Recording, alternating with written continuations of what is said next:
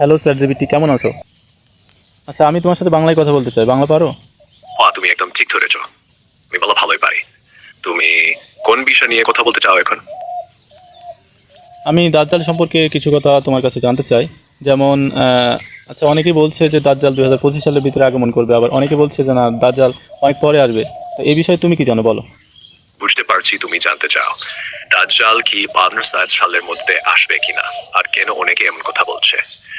আসলে ইসলামে দাজ্জালের আগমন নিয়ে অনেক হাদিস আছে, কিন্তু কোথাও নির্দিষ্ট সাল বা বছর বলা হয়নি।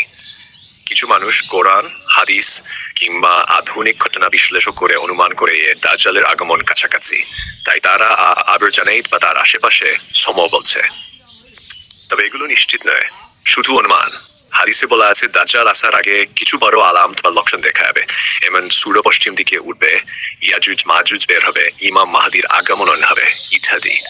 তুমি কি এই লক্ষণগুলো নিয়ে জানতে চাও? আচ্ছা, দাজ্জালের বিষয়ে কোনো একটা হাদিস কি আমাকে শোনাতে পারবে? অবশ্যই। একটা বিখ্যাত হাদিস বলছি, এটা দাজ্জাল সম্পর্কে। নবী মুহাম্মদ বলেছেন বলেছেন দাজ্জালের আমি অত্যাভোগ করি, তোমাদের ওপর আর কাউকে তত্ত্বাভোগ করি না। দাজ্জাল একজন চোখ অন্ধ লোক হবে, তার ডান চোখ অন্ধ হবে, তা আমুরের মতো ফোলা থাকবে, আর তার কপালে কাফার মানে কাফের লেখা থাকবে।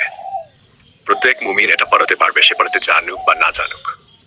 এই হাদিসে বোঝানো হয়েছে দাজ্জাল একজন প্রতারক হবে, একে আল্লাহ বিশেষ কিছু পরীক্ষা হিসেবে পাঠাবেন। তার চেহারায়, কাজকর্মে ও কথায় স্পষ্টভাবে দেখা যাবে সে মিথ্যাবাদী। তুমি কি দাজ্জালের শক্তি বা তা কি করবে এসব নিয়ে জানতে চাও? না, আর কোনো বিষয় জানার নেই। ধন্যবাদ তোমাকে।